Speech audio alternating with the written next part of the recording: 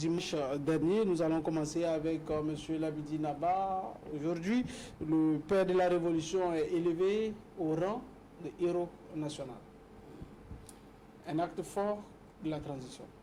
Oui, il faut reconnaître que c'est un acte non seulement fort de la transition sous le leadership du capitaine Ibrahim Traoré, mais il faut relever que c'est la consécration d'un combat de lutte acharnée du peuple burkinabé et même en dehors du Burkina Faso, d'une nouvelle génération depuis le soir de l'assassinat ignoble par son frère et bourreau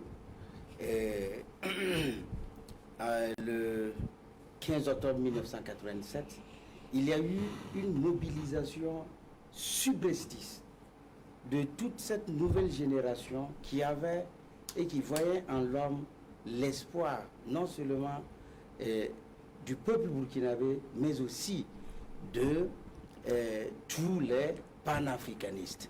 Donc, moi, pour ma part, ce dont je me rappelle, c'est que la commémoration de la mémoire de Thomas Sankara au cimetière de Darnoin a été les premiers moments, mais des courses-poursuites, des chasses à l'homme, des matraquages. Et ceux qui on arrivait à ramasser, on les jetait tout de go en prison, tout simplement parce que le régime est caporaliste, impopulaire, de Blaise Compaoré voulait effacer la mémoire de celui qui fut son frère et aussi ne voulait même pas qu'on puisse entendre encore parler de Thomas Sankara ni de ses œuvres. Ça veut dire que ce qui s'est passé hier, son élévation au rang de héros de la nation, le boulevard Charles de Gaulle, qui est pour nous, il faut que je le dise, un bourreau, puisque c'est lui qui instituait en 1945, en décembre 1945, le franc CFA, qui nous tenaille encore jusqu'aujourd'hui. Donc ce boulevard qui a été rebaptisé boulevard Thomas Sankara, et aussi ce mausolée, c'est ça, c'est un mausolée, voilà, qui doit être construit, dont la première pierre a été posée hier, sont des éléments notables de la consécration de la lutte du peuple, mais aussi de la reconnaissance de la mémoire de cet homme et de tous les actes qu'il a posés. Et sur le boulevard, je voudrais ouvrir une petite parenthèse pour dire qu'il y a aussi des jeunes de la nouvelle génération qu'il faut vraiment apprécier, parce que je me rappelle, c'était en 2019, en 2017, lors de la venue du président Macron. Bayala et ses camarades de 2 heures pour nous, 2 heures pour Kamita, que nous côtoyons et bien sûr sommes en phase dans la dynamique du combat révolutionnaire, avait exigé et avait déjà baptisé cette avenue du nom du capitaine Thomas Sankara. Et de la même manière, Thomas Sankara a été canonisé. Il a été élevé au rang de héros de la nation depuis le 15 octobre 1987 dans les cœurs de bien de Burkinabés et dans les cœurs de bien d'Africains. D'accord. Alors, monsieur Bayala, oui. C'est vrai que quoi qu'on dise, on doit vous reconnaître en tant que les initiateurs de ce baptême-là. Je me rappelle encore en 2017, quand on charpentait les artères de l'université de Ouagadougou. Exactement. On se retrouvait sur ce... À l'époque, on était... D'accord. Donc, nous avons tous suivi la course-poursuite. Oui. On se demande souvent pourquoi en Afrique il faut faire des choses pareilles. Ouais. Mais nous savons pourquoi. Nous savons pourquoi. Si on parle encore de l'oligarchie, on dit qu'on titille, qu'on indexe, qu'on dit chaque fois que c'est eux. Mais c'est eux. D'accord. Alors, donc aujourd'hui, c'est une concrétisation. Alors, quel est le sentiment que déjà le cas 2 heures pour nous, 2 heures pour Kamita a et aussi les perspectives de cette lutte-là? Oui, non, c'est déjà une grande joie. C'est une surprise agréable parce que vous rappelez tout de suite les conditions dans lesquelles les gymnastiques, les courses-poursuites, la répression policière féroce qu'il y avait. Et vous vous souviendrez que la veille, on avait été victime d'un kidnapping. Par qui? Par l'institution même de la médiation du Burkina Faso, qui à l'époque, en lieu et place d'utiliser les forces de défense et de sécurité pour qui font leur travail, c'est normal de faire le renseignement et tout, mais on a été kidnappé la veille au soir du 27 à 19h jusqu'à 2h du matin. Soumis à un questionnaire complètement ridicule et insolent, parce que et ce qui nous fâchait à l'époque, c'est que ça venait de l'initiative centrale de l'État et même de la présidence du Faso, qui commandait que des jeunes de notre race n'aient pas accès à la salle pour poser des questions et tenir un débat gênant face au colonialisme français. Il fallait ouvrir les boulevards et préparer des roses pour accueillir le colon et pour affirmer toute sa supériorité sur notre peuple. Et nous, vous savez très bien que le combat que l'aîné a évoqué, depuis 1987, des Burkinabés n'ont plus jamais sommeillé tranquillement. Des Burkinabés ont élu Sankara dans leur cœur et dans leurs âmes. Ils l'ont porté. Ils ont été en prison, ils ont été torturés. Beaucoup même ont perdu la vue. Beaucoup même sont sortis complètement déséquilibrés et qui ne sont plus en possession de leur équilibre psychique. Ce sont des tortures que les gens ont subies pour maintenir vivace ce qui vient d'être consacré à travers l'élévation à la dignité de héros national, mais aussi et surtout cette avenue qui portait le nom d'un bourreau. Et parce que vous savez très bien que pour nous, à l'époque, cette symbolique, elle répondait à l'idée de contester notre absence dans la salle pour dire que la jeunesse qu'il y a en Afrique, c'est une jeunesse passoire. Cette jeunesse qui applaudit sans comprendre ce qu'on dit, et même quand on l'insulte, qui acclamait. Et nous, on avait voulu vraiment être dans la salle pour tenir ce débat contradictoire-là. Et comme on n'a pas pu le faire, il fallait poser un acte d'hostilité pour montrer à Macron qu'il n'est pas un territoire conquis.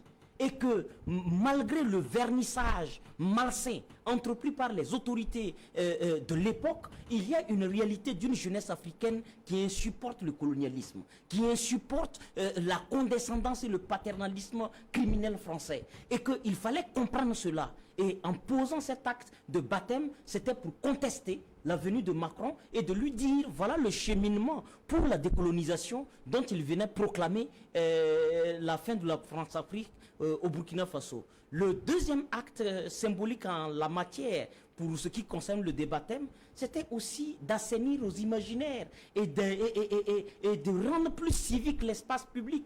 On ne peut pas souiller l'espace public avec des figures comme le grand frère l'a décrit. De Gaulle a institué les instruments structurant notre misère.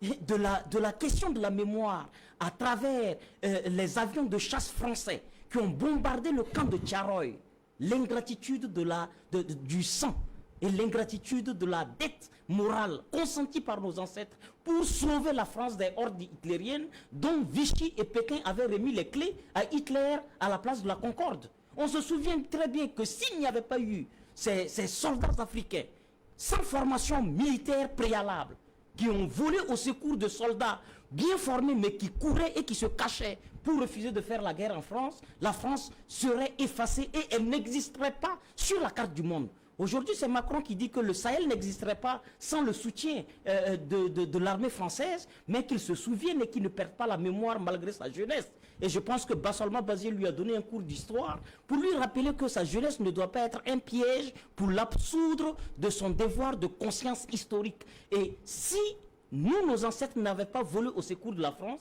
c'est elle qui aurait disparu. Et donc, de la même façon que la France ne peut pas faire des rues Hitler à Paris, il ne peut pas de la même manière avoir des rues Charles de Gaulle au Burkina Faso. Vous vous souviendrez des crimes monstrueux qui ont été faits à la Guinée, qui a exercé son droit le plus fondamental de la liberté des peuples à disposer de leur destin, en exerçant le droit démocratique et fondamental de dire non. Parce que quand on va à une élection, on ne va pas pour dire oui. On a aussi le choix de dire non ou de ne même pas avoir d'avis. Et pour avoir dit ça, De Gaulle a ordonné jusqu'au débranchement des câbles, des malades sur leur lit, des hôpitaux ont été incendiés. Tout ça, pour nous, et avoir dans l'espace public une des plus importantes avenues qui porte le nom du général Charles de Gaulle, parce que c'est l'AFD, l'Agence française de développement, qui aurait financé cette rue, mais est-ce qu'elle peut nous payer la dette de sang que nos ancêtres ont consenti? Est-ce qu'elle peut nous payer tous les pillages dont nous sommes victimes jusqu'à aujourd'hui? Est-ce qu'elle peut nous payer 1 centime des emplois que nous avons participé à créer par l'institution du franc CFA? Et donc, on ne peut pas avoir un espace public sali par la mémoire de nos bourreaux.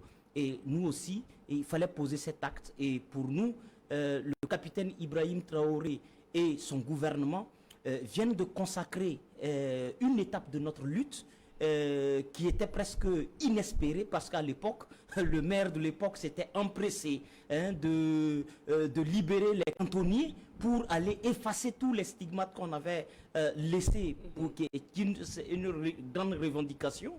Et le pouvoir central, qui était sans personnalité et sans avis, a aidé quelque part à sauver ces éléments-là qui sont restés. Et voir que 6 ans après, un jeune capitaine du courage de Ibrahim pose l'acte de baptême, vous comprendrez que ce n'est pas par hasard qu'il y a des similitudes qui sont établies entre Ibrahim Traoré et le capitaine Thomas Sankara, parce que c'est oser repenser le monde, c'est oser inventer l'avenir. Et ils l'ont fait. D'accord. Alors c'est quand même de l'audace, rebaptiser Charles de Gaulle en Thomas Sankara. C'est en même temps, on peut peut-être dire que c'est un pic qu'on envoie à l'autorité française, à elle maintenant de réagir ou de ne pas réagir. Alors cette commémoration, cette 36e commémoration, on voit que le gouvernement burkinabé, le gouvernement de transition, s'est beaucoup plus impliqué en la matière. Oui, et c'est quelque chose que nous devons non seulement exhorter, que nous devons reconnaître et surtout que nous devons soutenir. Parce que je dois le dire à qui veut l'entendre, que n'eût été l'avènement du MPSR2 sous le leadership du camarade capitaine Ibrahim Traoré, président de la transition, on n'aurait pas eu ce rebaptême-là. Ouais.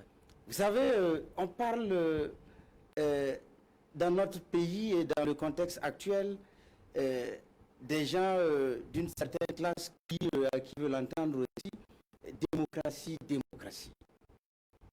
La démocratie, en fait, des privilèges. C'est le conscience du peuple qu'ils ont tenu dans un obscurantisme. C'est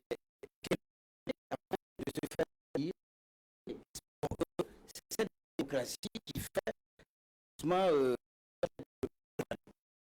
sous cette démocratie, nous n'aurions jamais eu ce qui nous permet aujourd'hui de c'est-à-dire le prix, la rupture des liens tentaculaires de l'oligarchie de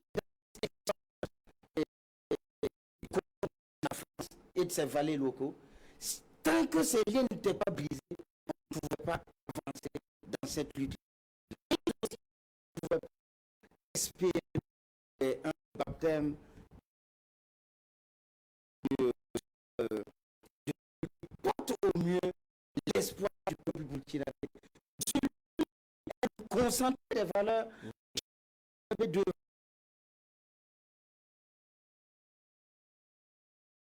travailler pour promouvoir.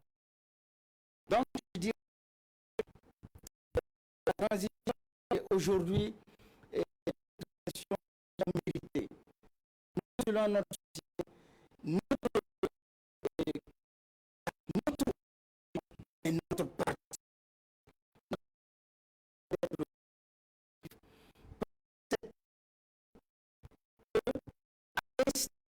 Ce baptême-là, pour un Burkina qui réponde au mieux à nos aspirations profondes. D'accord. Alors, c'est la même chose aussi pour Bayala? Oui, oui, oui. Je pense que c'est un coup sec envoyé au colonialisme et à ses tentacules, comme le grand frère le disait. Vous savez très bien que le colonialisme a toujours fonctionné par des symboliques. Et les hommes visionnaires africains et patriotes ont compris que le colonialisme s'appuie sur des symboles. Et vous verrez, un monsieur comme Thomas Sankara, quand il est venu, là où le colonialisme avait bâti son pied-à-terre pour désorganiser davantage nos États et compromettre notre développement, c'était le Conseil de l'Entente. Qu'est-ce que Sankara fera? Alors il va récupérer le Conseil de l'Entente, qui est sur le territoire burkinabé, actuel mémorial Thomas Sankara, pour en faire le QG du CNR, du Conseil national de la Révolution. Pour là où le colonialisme a voulu reprendre la force, a voulu se réorganiser, c'est là-bas que Sankara l'a déstructuré. C'est là-bas qu'il l'a désarticulé.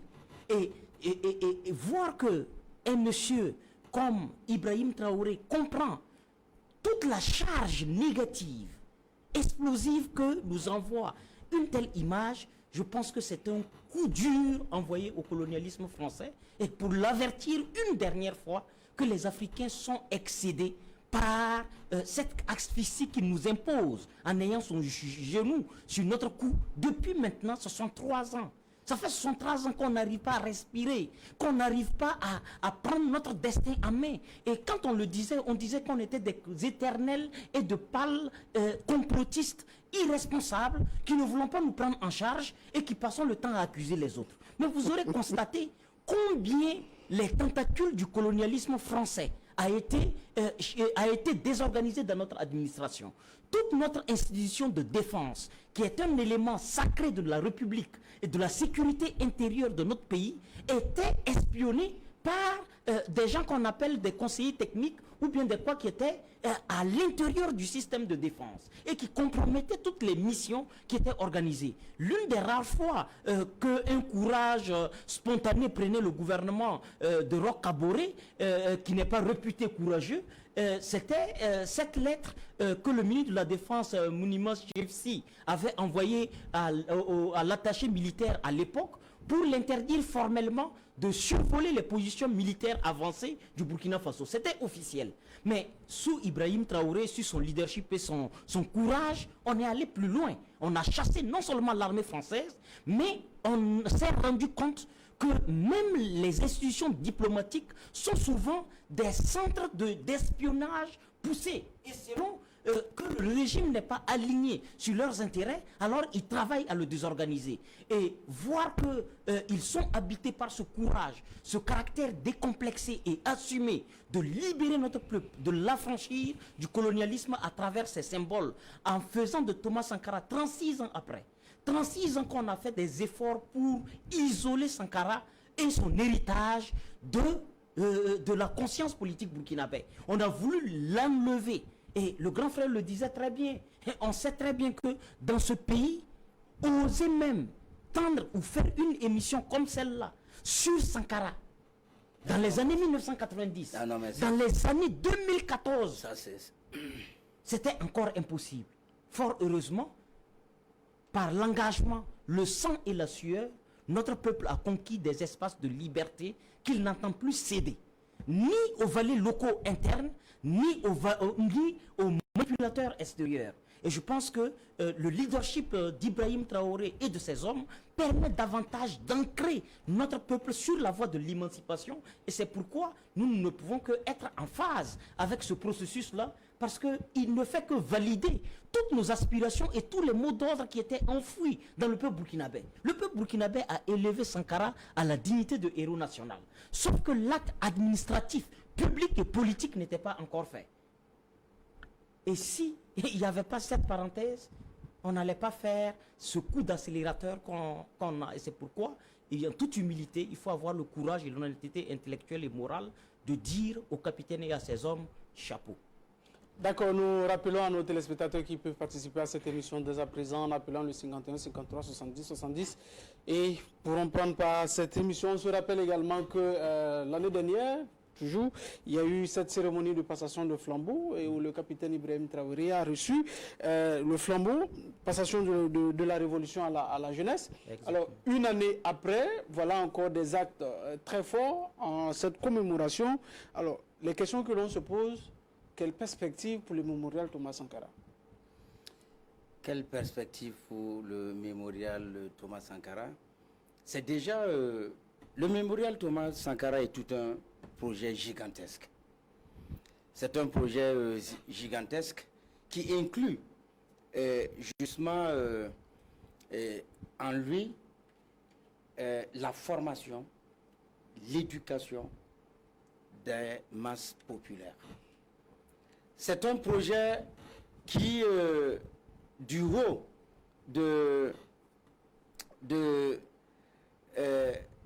ces strades, propose au peuple burkinabé et à tous ceux qui viendront autour de ce site-là les valeurs qu'a incarné l'homme. D'accord, on prend M. Saodougou Aruna, bonsoir. Monsieur Aruna, bonsoir. Monsieur Saodougou, vous nous entendez? D'accord, allez-y. Donc, les valeurs qu'a incarné l'homme, afin de permettre que, de façon structurelle, organisée, puisse naître un peu partout au Burkina et comme dans le monde entier, des millions et des millions de Thomas Sankara. Pourquoi il faut que beaucoup de millions de Thomas Sankara naissent? Thomas Sankara a fini par être l'incarnation des valeurs, l'incarnation de l'exemplarité au sommet de l'État, l'incarnation de l'audace de l'homme qui porte au sommet de l'État les aspirations profondes des populations.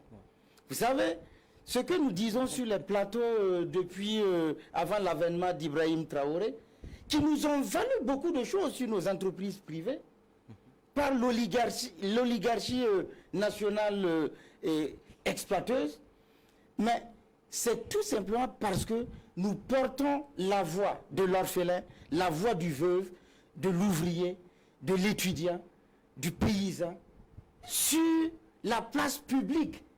Et nous souhaitons que ces préoccupations soient prises en compte.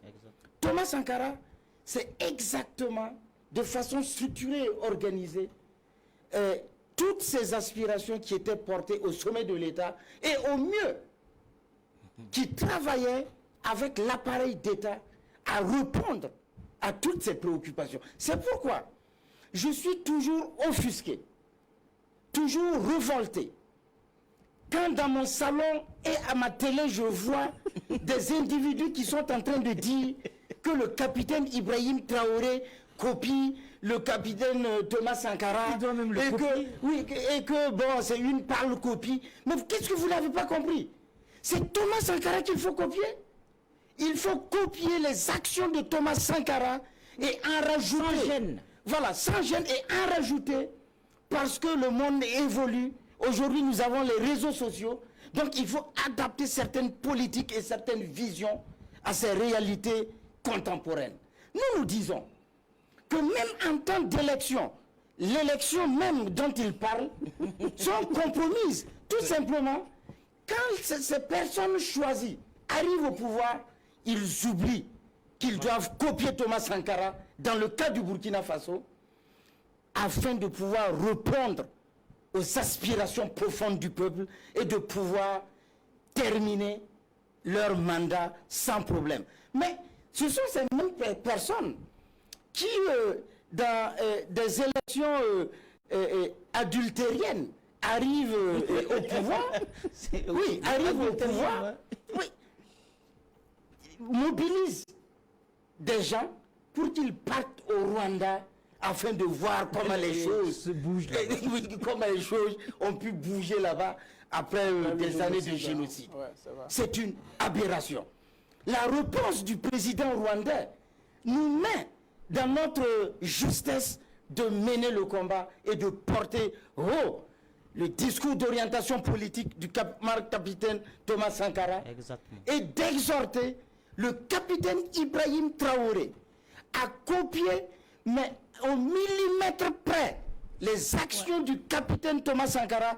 Et nous voulons que dès demain, il fasse des descentes impromptues dans l'administration publique afin que le fonctionnaire indélicat qui tâche l'honneur et la respectabilité de ces milliers de fonctionnaires respectables puisse être mis à sa place et que l'urgence dont il a décrété au départ là puisse être effectif sur le terrain. Donc je voudrais conclure à ce niveau pour tout simplement dire que Thomas Sankara, et je le dis à qui veut l'entendre, si nous étions en matière ecclésiastique, nous l'aurions canonisé.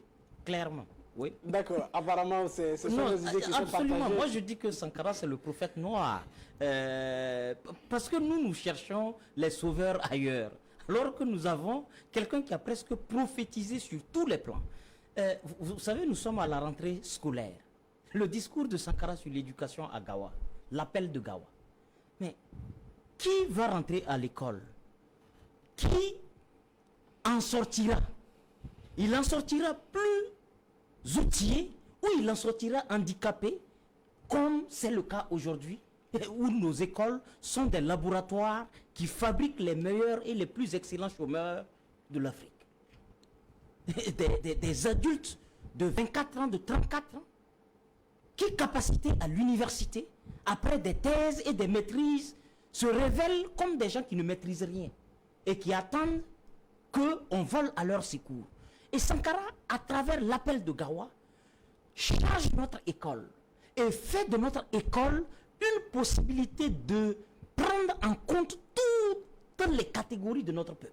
Et que quelqu'un n'aille pas à l'école parce qu'il est une fille, que quelqu'un n'aille pas à l'école parce qu'il est un handicapé, et qu'il faut prévoir dans les infrastructures toutes les commodités qui prennent en compte tous les handicaps dont peut souffrir notre peuple, et de lui donner un contenu à travers les curricula qui fassent de notre peuple des acteurs qui transforment leur environnement, qui l'améliorent, des gens qui ne seraient pas aujourd'hui désespérément accrochés à des feuilles de papaye pour se soigner de la dengue, parce que nous sommes dans une urgence sanitaire. Sankara, à travers la lutte contre le paludisme, la vaccination de plus de 10 millions de personnes,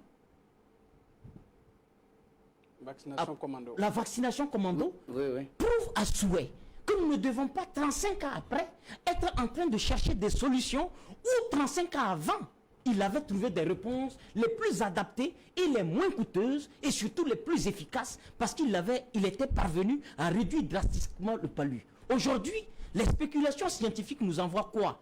Des messieurs qui sont des magiciens dans la déstructuration même de l'organisme naturel et qui financent des programmes où on doit concevoir des moustiques pour aller mordre d'autres moustiques afin de tuer le paludisme. C'est une aberration inacceptable et inconcevable d'un point de vue, même quand on est dans la bêtise extrême et humaine. Aujourd'hui, nous vivons une épidémie de grand galop, plus dangereuse que la Covid. Mais comme il s'agit de nous, on ne décrète pas l'urgence sanitaire. C'est la dengue. À Bobo, les chiffres officiels parlent de plus de 10 000 cas. Mais les chiffres officieux, c'est environ 50 000 cas de personnes atteintes de la dengue.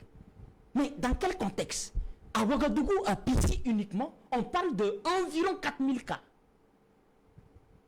Est-ce que l'école telle que réfléchie et pensée par Thomas Sankara ne nous interpelle pas aujourd'hui pour que nous ne mourrons pas banalement? Parce que la guerre, si les terroristes ne parviennent pas avec leurs alliés internationaux à nous exterminer, c'est la guerre bactériologique et c'est la dengue qui va nous emporter. Donc c'est aussi un combat stratégique et c'est pourquoi nous pensons qu'au millimètre près, comme le grand frère l'a dit, sans aucun complexe, le capitaine doit avoir le courage de se reconnaître dans l'entièreté de l'héritage politique, idéologique, éthique et économique de Thomas Sankara et de se proclamer en la reconnaissance du DOP et de l'appel de Gawa sans aucun complexe, mais en faisant les adaptations nécessaires parce que nous sommes 35 ans après. Et je pense que pour cela, on ne doit pas se sentir gêné. Ceux qui ont pour mépris la résankarisation de l'espace public, c'est un propos que j'ai entendu d'un docteur, je pense c'est Oloda, que j'apprécie très bien les positions, parce que pendant longtemps on a travaillé à la désankarisation de l'espace public, des politiques publiques. Et aujourd'hui, avec le capitaine Ibrahim Traoré, on procède à une résankarisation accélérée. Et comme les ennemis de Thomas Sankara sont encore là, il faut poser des actes de dissuasion en disant au capitaine qu'il est un pâle copieur de Thomas Sankara pour susciter en lui un orgueil négatif et destructeur. Mais le capitaine doit savoir boucher ses oreilles parce qu'il n'y a pas un meilleur repère politique que celui que Sankara a tracé. C'est le premier ministre Tambela qui lui-même à sa nomination a dit qu'il n'y aura pas un autre chemin à part celui tracé par Thomas Sankara.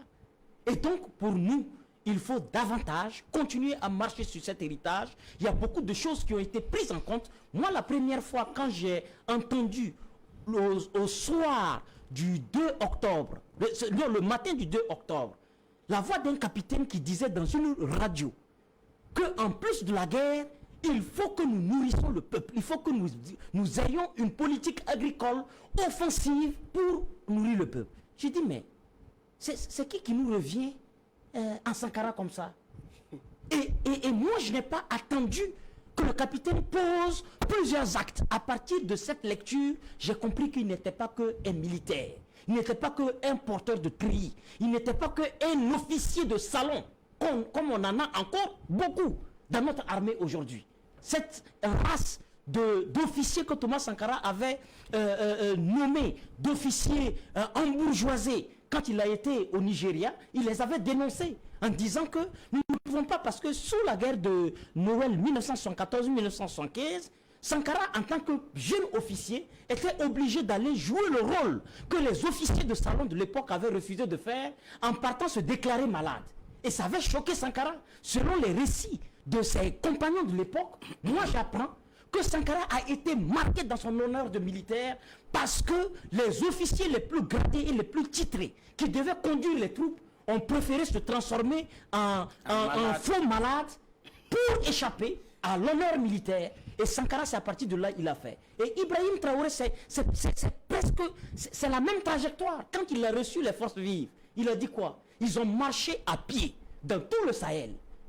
Ils sont arrivés dans des zones où il y a un cours d'eau qui est un obstacle naturel à des populations qui vivent là depuis 45 ans, depuis 60 ans.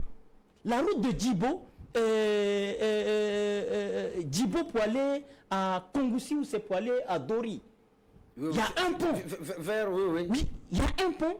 Et que ce pont, malgré toutes les études, malgré tout le renseignement qui a été apporté, ce pont n'a jamais été construit. Et donc, quand vous êtes face à ces réalités, quel est l'héritage politique qui convient le mieux, en dehors des prophéties faites par Thomas Sankara? C'est à cause de ça que je dis, si en Inde, on enseigne Sankara, si en Israël, en Iran, Sankara fait partie des programmes de socialisation et de scolarisation du petit enfant iranien, est-ce que c'est normal que nous ayons au sommet de l'État des gens qui ne copient pas Sankara? Nous pensons qu'il doit le copier de façon plus dense et plus profonde et de façon décomplexe. D'accord. Donc, oui, allez-y. Je voulais évoquer cette question du DOP, bien sûr. Tout à fait. Et avec lui, il doit veiller à ce que tous ces ministres copient Thomas Sankara dans les actes, dans les paroles, dans les actions et à partir de toute l'administration publique et le peuple burkinabé qui est déjà prêt suivra. Je voudrais ajouter qu'en réalité, nous sommes dans une situation où nous devons être encore très vigilants. Parce que la marche radieuse impulsée par le camarade capitaine Ibrahim Traoré, cette marche que nous voulons irréversible vers les horizons du bonheur burkinabé ne doit pas s'estomper. Et c'est pourquoi la mobilisation populaire doit être à l'ordre du jour. Parce que nous ne devons pas chercher des sauveurs ailleurs pendant qu'il est devant nous. Et je voudrais aussi ajouter que dans mes propos précédents, j'ai parlé d'élections. Nous ne sommes pas contre les élections. Les élections, en Afrique en général, et en particulier dans les pays du précaré français, ont été toujours des élections obstruées.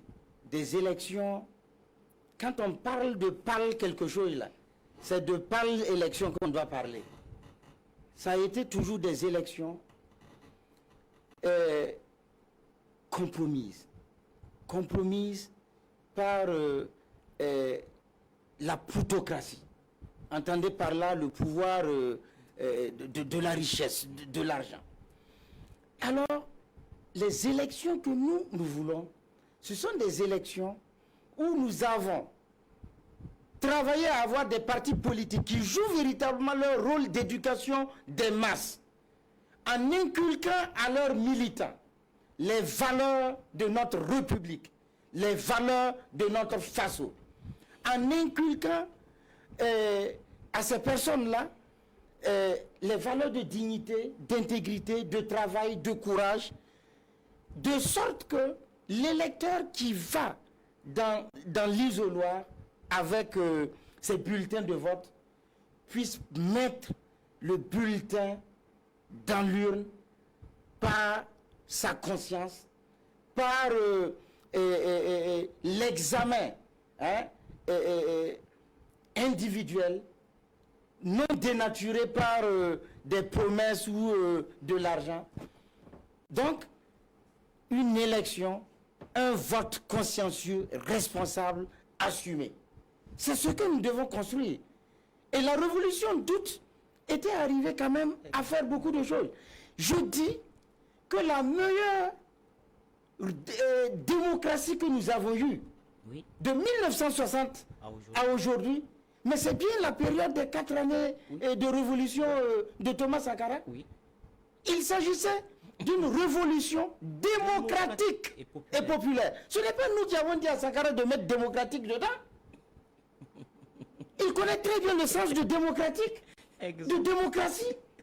La démocratie, ce n'est pas fabriquer des bulletins, permettre à des gens de prendre des urnes pour courir, aller mettre comme dans des trucs, voilà, comme des athlètes. Non, la démocratie, c'est d'abord la formation psychologique, politique de l'électeur. Et c'est ce qui a raté. C'est ce qui a manqué depuis les indépendances. C'est pourquoi nous disons, avec la transformation qui est en train d'être opérée et sous le leadership du capitaine Ibrahim Traoré, je dirais même des capitaines qui sont autour de cette transition. Parce que il faut en tout cas savoir que ce sont des gens qui se donnent à fond et qui ont besoin et qui sont ouverts à toutes les contributions positives, je dis bien positives, afin que nous puissions bâtir une architecture étatique, une société nouvelle où le Burkinabé est libre d'aller voter, qui ne parte pas voter parce qu'il a faim, qui ne parte pas voter parce que non, il part compromettre ce bulletin-là, tout simplement parce qu'on l'a promis justement quelques sacs de riz, on a promis de placer son fils ou son quoi dans tel secteur de l'administration publique. Donc, je dis que l'opportunité est là et c'est ensemble que nous allons transformer ce Burkina Faso. Ça a été toujours notre message.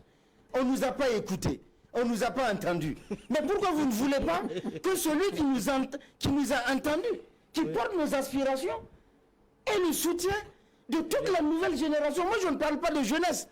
Parce que quand on dit jeunesse, l'ONU est venue dire c'est quoi, que c'est 35 ans. Mais aujourd'hui, il faut voir tous les soutiens de Ibrahim Traoré et de la transition un peu partout. Ouais. Mais c'est de 7 ans à 90 ans. Et même nous parlons de nouvelle génération. Ouais. C'est cette nouvelle génération qui porte désormais son destin en main. Et bien sûr, le capitaine Ibrahim Traoré et ses camarades ne sont que des catalyseurs. D'accord. Alors, c'est vrai, vous êtes dans cette lutte depuis très longtemps. Oui. Aujourd'hui, c'est vrai qu'on est arrivé quand même à l'élévation au rang de héros national. Alors, pour vous, est-ce que la satisfaction est totale ou il y a encore des zones où il faut encore combler? Non, vous savez, Sankara, même si on donnait le nom même du pays, Thomas Sankara, nous serons toujours... parce que Sankara ne rassasie pas. Il ne rassasie pas. C'est le produit le plus vendu. C'est le produit le plus vendu. Mais vous voyez, les petites expériences de voyage que vous faites. Vous partez par exemple dans un pays perdu d'Amérique latine. Vous voyez sur des panneaux, les panneaux publicitaires dynamiques ou électroniques, des discours ou des citations de Thomas Sankara qui défilent. Vous partez dans des pays comme l'Afrique du Sud, vous voyez que on a même sanctuarisé Sankara. Donc, on ne peut pas être rassasié de Sankara. C'est vrai, les actes, l'élévation à la dignité de héros national, on ne peut pas avoir mieux pour être soulagé. Mais je crois que Sankara reste toujours identifiable à plusieurs choses. Et jusqu'à aujourd'hui, il y a des gens qui continuent de nommer leurs enfants Thomas Sankara en référence parce que c'est un héritage immatériel, un héritage politique, intellectuel et moral inépuisable, indéfiniment et atemporel. C'est un héritage éternel dans lequel chacun tire une substance de sa fierté, une substance de son courage, une substance de son audace. Et donc, on ne peut pas dire qu'on est rassasié parce qu'il y a eu ces consécrations-là. Je crois davantage que des édifices, par exemple, comme la pédiatrie, je n'ose pas donner le nom colonial pour me rappeler la torture de tout ce que nous avons subi, mais je voudrais qu'on puisse choisir entre la mémoire de Sankara et la mémoire de ce bourreau-là, lequel? Est-ce que c'est le héros Sankara qu'il faut préférer ou c'est le bourreau qu'il faut préférer? Et donc, il y a un acte de parachèvement qu'il faut faire pour consacrer cette avenue-là. Parce qu'elle ne doit pas chuter. Hein? Elle ne doit pas chuter dans un hôpital qui berce nos enfants. D'accord. Et je pense que c'est un symbole fort. Et je crois que le leadership éclairé du gouvernement d'Ibrahim Traoré comprendra davantage qu'il faut continuer dans le cadre de la décolonisation de nos édifices publics et que dans notre peuple, il y a des hommes et des femmes valeureux qui demeurent et qui existent et qui peuvent, aux côtés de Sankara, continuer à porter cet héritage-là sur les édifices publics. Je pense à Nazi Boni, je pense à Tchefo Amoro, je pense à Philippe Zenda Kabore qui a déjà un lycée et tout le reste, mais je pense que c'est dans notre héritage commun de citoyens et de citoyennes burkinabés qu'il faut puiser les images. Et ce ne serait pas excessif de nommer une place, la place Ibrahim Traoré ou bien la place des capitaines. Au Ghana, on a le Big Four. Oui. Le Big Four a une place au Ghana dédiée aux grandes figures politiques qui ont l'idée la transformation du Ghana. Et donc, on peut avoir... Rawlings et ses camarades qui avaient porté cette révolution glorieuse. Donc, nous pensons qu'il faut continuer à consacrer notre espace public par nos propres stigmates en nous débarrassant des clichés coloniaux et parce que aucun peuple ne peut tourner son dos à ses héros, à ses fils les plus valeureux pour promouvoir ses bourreaux et espérer un destin meilleur. Ça n'existe pas au monde. Et donc nous devons enraciner notre peuple, nous devons enraciner nos enfants dans les grandes figures, dans les grands exemples qui vont tirer notre peuple vers le haut. Et je pense que le capitaine et ses hommes qui portent déjà des initiatives et des idées de la glorieuse des 4 ans de la révolution démocratique et populaire de Thomas Sankara comprend également ces mêmes aspirations et lance une offensive qui est l'offensive agricole qui va employer nos PDI et qui ne fera pas de nos PDI des assistés éternels comme des gens qui ont perdu l'initiative de leur force et des éléments de leur propre dignité. Et que ce ne doit pas être des gens encasernés et qui sont nourris par des programmes hypocrites internationaux qui eux-mêmes articulent nos misères dans le Sahel.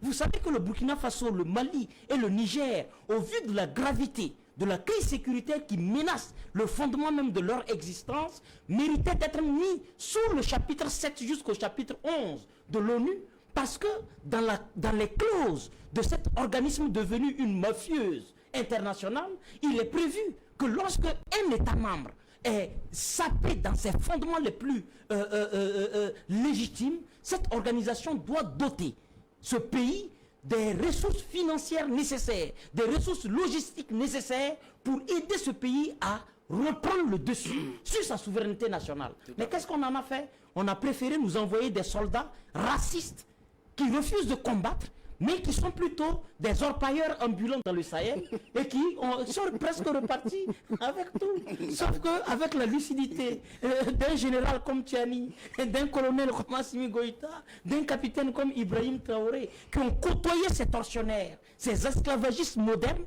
ont pu constater dans la collaboration militaire que ces gens ne sont pas là pour un agenda de sécurité. Et ça, c'était devenu tellement flagrant. Et face à un leadership politique décadent, catastrophique, qui ne comprend pas que ce n'est pas ceux-là qui vont nous aider parce qu'on avait sous-traité notre sécurité, alors ces soldats glorieux, honorables, ont pris leurs responsabilités. Et moi, je continue à saluer le caractère déterminé du général Tiani, contre qui toutes les prophéties apocalyptiques avaient annoncé que l'intervention française avec ses alliés de la CEDEAO allait mettre le Niger KO. Mais sauf que c'était mal connaître la détermination de Tiani et de ses hommes et que le passé n'a jamais compromis suffisamment un homme éclairé et un homme patriote. Et aujourd'hui, nous tenons debout et nous enregistrons des victoires importantes et qui n'auraient pas pu être enregistrées si nous étions sous la supervision des forces coloniales. D'accord. Alors, monsieur Labidi, alors pour vous, est-ce que c'est une satisfaction totale? Parce que tout de suite, il a évoqué cette question de l'hôpital où prend fin, bien sûr, le boulevard Charles de Gaulle. Alors, le boulevard Thomas Sankara, oui. Est-ce qu'il faut continuer avec cette appellation jusqu'à ce que on met aussi l'hôpital, bien sûr, la pédiatrie Thomas Sankara, où on doit rester toujours avec cette pédiatrie. Vous savez, c'est une dynamique. Oui. C'est une dynamique irréversible. Il faut projeter ça dans l'hôpital aussi. Non, très rapidement. L'hôpital pédiatrique Charles de Gaulle, franchement, sera rebaptisé. Ça, bon, ce n'est pas une confidence. Voilà, ce n'est pas une confidence, mais en fait, c'est une voie de conséquence normale. Vous savez, quand on lit très bien les dynamiques sociologiques de transformation dans les pays qui se veulent des grandes nations, qui posent les jalons pour en être, on ne se trompe pas, on se trompe rarement. Mm-hmm. Et c'est pourquoi nous savons que l'hôpital l'hôpital pédiatrique Charles de Gaulle vit ses derniers moments nominatifs, si vous voulez, de nom. Ouais. Alors, et dans la même veine, j'entends et on m'a interpellé souvent. Vous savez, nous menons vraiment un combat jour et nuit pour non seulement désinfecter les esprits infectés caporalisés par des valeurs venues d'ailleurs qui aujourd'hui ne nous permettent pas de pouvoir avancer. Et en général, c'est bien ceux qui sont allés avec l'argent de notre pays, aller étudier à l'extérieur, qui viennent avec du political correctness, politiquement correct, et après on n'arrive pas à se comprendre. Ils nous disent, quand nous parlons justement de notre satisfaction sur le rebaptême du boulevard Thomas Sankara, et notre volonté d'ailleurs que l'hôpital pédiatrique soit aussi rebaptisé, et soit en Thomas Sankara, pourquoi pas? Si c'était Charles de Gaulle, c'est une suite logique. Ils nous disent, non, écoutez, voilà, donc baptiser le Burkina et Thomas Sankara. Je leur dis que le Burkina porte déjà le nom Thomas Sankara. C'est le pays des hommes intègres qui incarne l'intégrité dans ce monde. C'est bien Thomas Sankara. Ce n'est pas une question d'exaltation, de divinisation. Non, c'est une question de pur réalisme. Je voudrais dire, dans la même veine, que ce Sankara, Thomas Sankara, le camarade capitaine Thomas Sankara, est un concentré, je le disais tantôt, de valeurs. C'est un travailliste, c'est un économiste, c'est un féministe, c'est un écologiste, c'est un thérapeute. Il est tout. C'est un véritable concentré. Et chacun, où il est, chacun dans ce qu'il fait, peut tirer un peu de la probité de cet homme pour bien faire dans son secteur.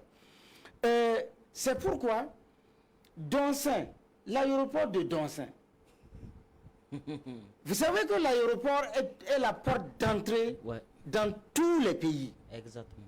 L'aéroport de Doncin doit inéluctablement porter le nom du camarade capitaine Thomas Sankara. Oui, oui. De sorte que le citoyen dans n'importe quel pays du monde qui voudrait venir au Burkina Faso, après avoir prononcé le nom pays des hommes intègres, qu'il sache et que dans sa recherche, il trouve déjà l'aéroport Thomas Sankara.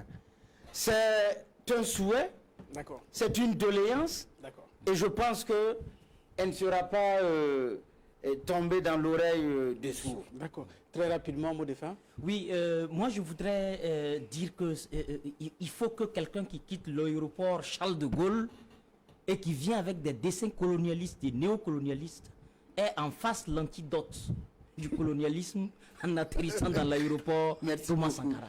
C'est un symbole fort, c'est un coup de pied au colonialisme et à ses relais locaux pour déjà les désinfecter et les vider de ces substances nocives de valets locaux et qu'ils sachent qu'ici, comme il disait à l'époque de la Révolution, bienvenue au tombeau de l'impérialisme.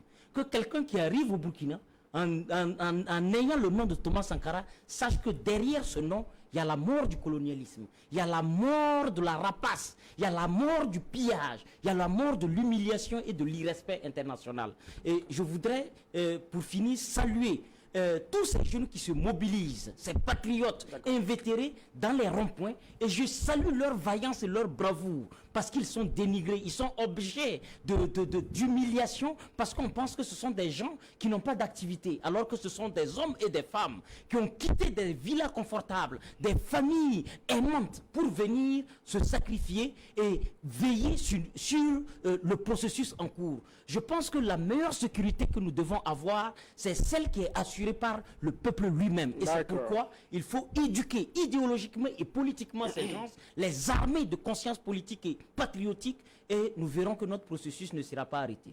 Merci bien à vous deux d'avoir participé à cette émission. Je rappelle, non, vous ne pouvez pas avoir de mot de fin parce que c'est terminé. Il y a la réalisation qui m'interpelle depuis. Donc, merci d'avoir honoré à cette invitation. Je rappelle que j'étais sur ce plateau avec M. Labidi Naba, qui est président de Observatoire.